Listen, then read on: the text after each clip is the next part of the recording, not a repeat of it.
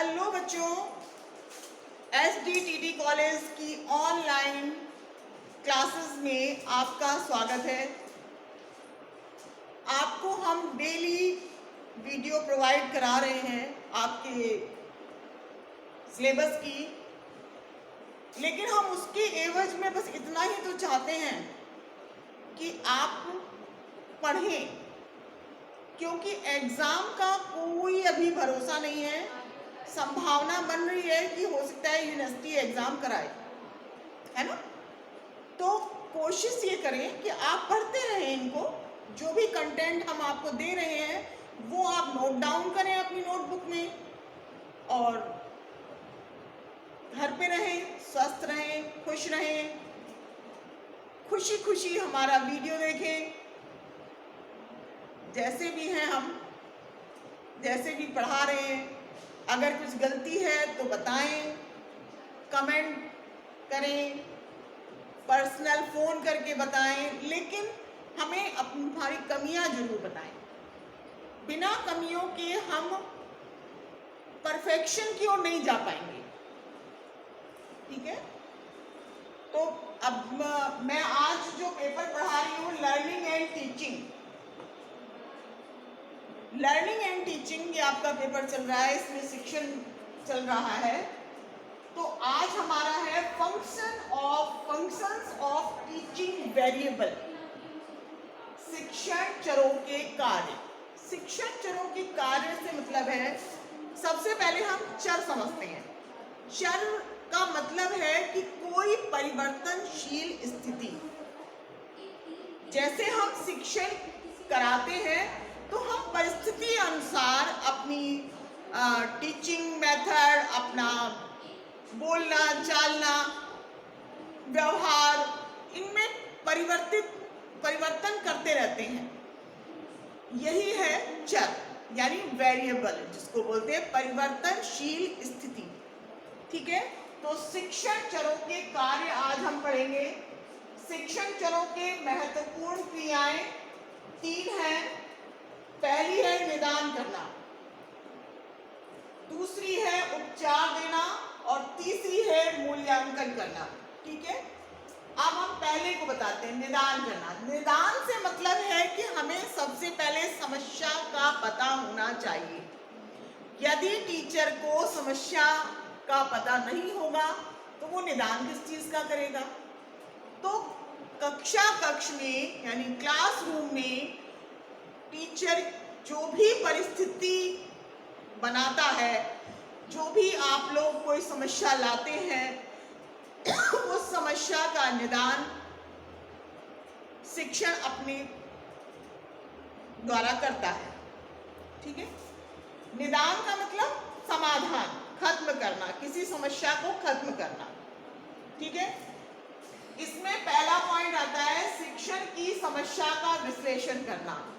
अब शिक्षण में क्या समस्या आ रही है, बालक, चूंकि हम शिक्षण का मतलब होता है हम और आप, अंतःक्रिया जो चल रही है हमारी आपकी।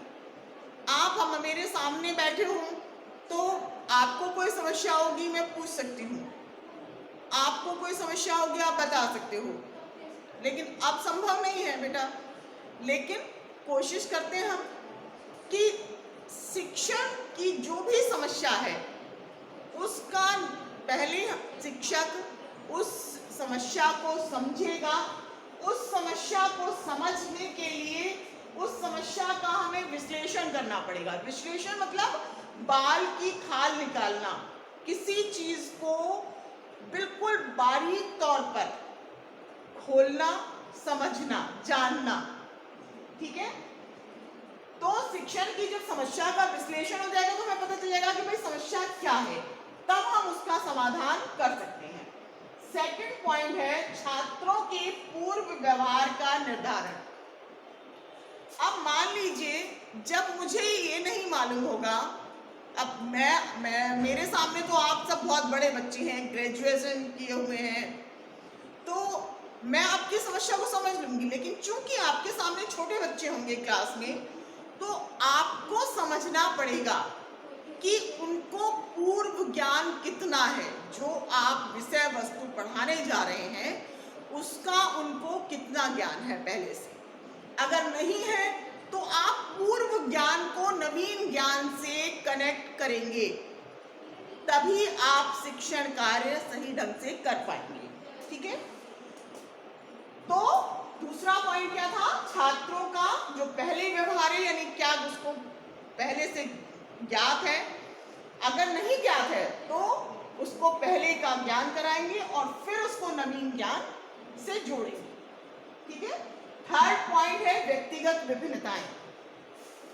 मैंने आपसे फर्स्ट ईयर में भी बताया कि प्रत्येक बालक अपने में अलग होता है, विभिन्नताएं पाई जाती हैं, उसकी रुचियां, उसकी योग्यताएं, उसकी मेंटल एबिलिटी, उसकी क्षमता, सभी चीज अलग होती है। कोई भी बच्चा अपने में एक जैसा नहीं होता कि दो बच्चों को रख दो एक जैसे हैं, नहीं। आपकी कक्षा में, आपकी क्लास में सभी बच्चे डिफरेंट होंगे और आपको उनको उसी हिसाब से टैकल करना होगा। आप उसकी मानसिक योग्यता को समझेंगे, आप उसकी आयु को समझेंगे, आप उसके स्तर को समझेंगे कि हम उसको कितना ज्ञान दें इस स्तर, इस आयु पर, उसकी क्या रुचि है उसको समझते हुए, उसकी क्या योग्यता है उसको समझते हुए आप शिक्षण का कार्य करेंगे। नेक्स्ट पॉइंट है कार्य विश्लेषण। कार्य विश्लेषण मीन्स बालक को जो भी हम क्रियाकलाप करा रहे हैं उसका हमें समय समय पे विश्लेषण करना पड़ेगा।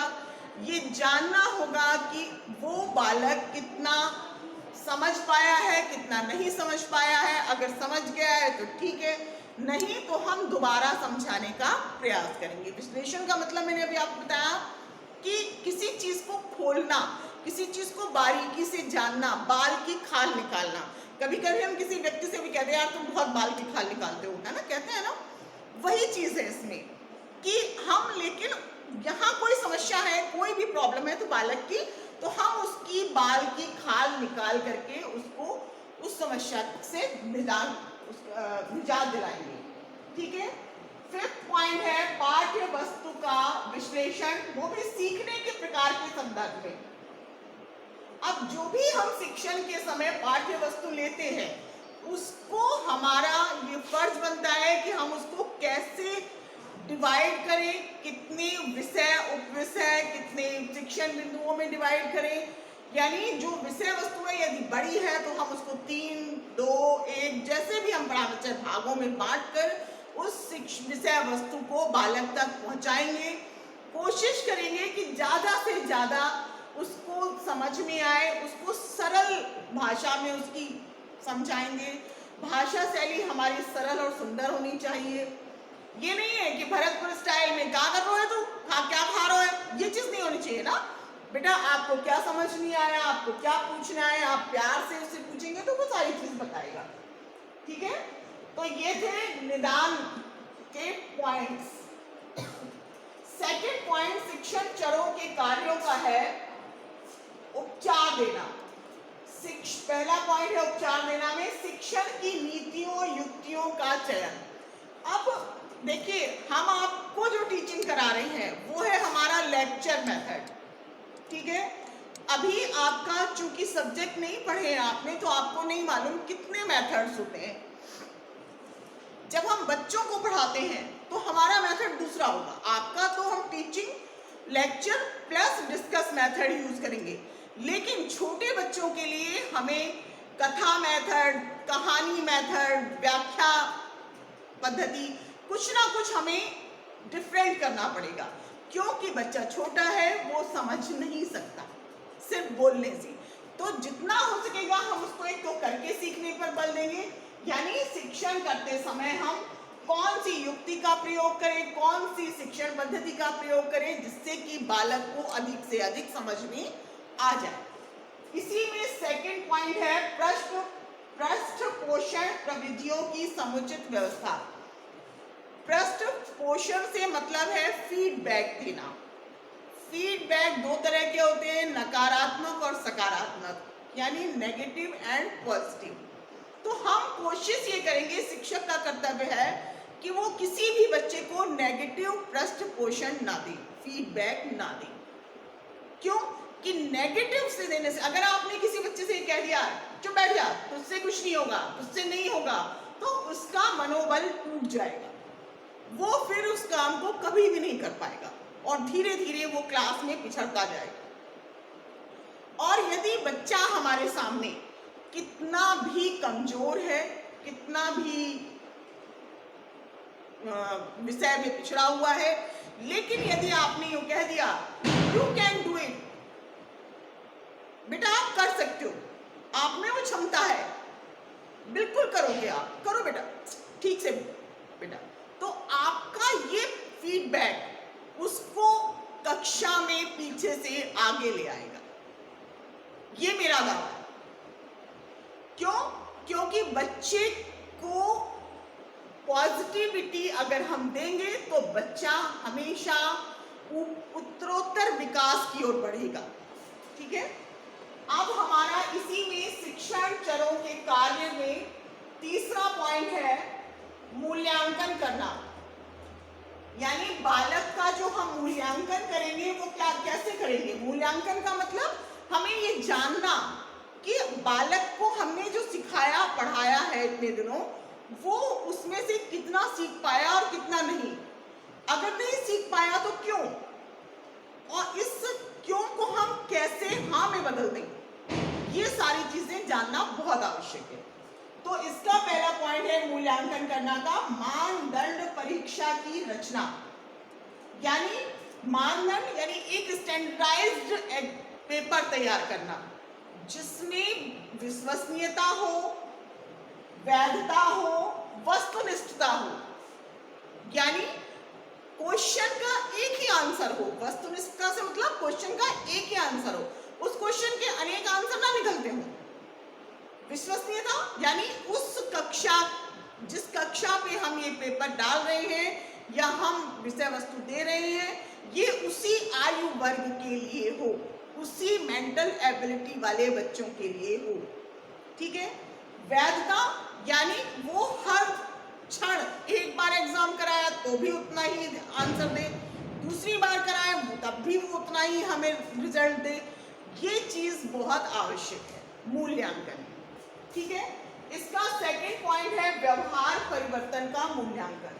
सबसे बड़ा काम होता है शिक्षण का कि बालक के व्यवहार को परिवर्तित करना।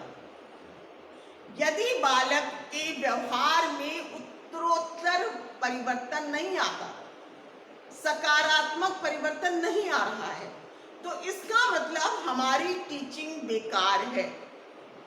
इस चीज को समझते हुए आप अपनी टीचिंग में इम्प्रूवमेंट लाने की कोशिश करेंगे, मेथड चेंज करने की कोशिश करेंगे, तो हमारा सबसे महत्वपूर्ण कार्य क्या है शिक्षण का कि बालक के व्यवहार में परिवर्तन आना चाहिए।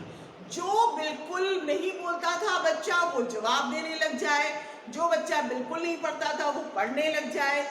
ये हमारी सबसे बड़ी क्या होगी? उपलब्धि। ठीक है। अच्छा, अब आपको समझ में आ गया हो तो भी बता देना, नहीं समझ में आया हो जो मैंने आज कंटेंट दिया तो भी बताना।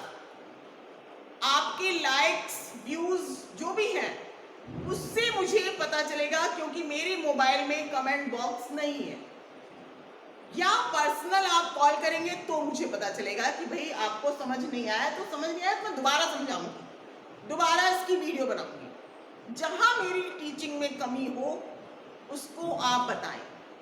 ठीक है बेटा, आप अपने एग्जाम के लिए तैयार रहें, क्योंकि हो सकता है एग्जाम हो, इसलिए जरा भी ढील ना दें। बाकी हो सकता है ईश्वर करे 1 सितंबर से आपके कॉलेज खुल जाए तो बहुत ही अच्छी बात है, हम रूबरू होंगे। उसी के साथ धन्यवाद, टाटा, बाय बाय।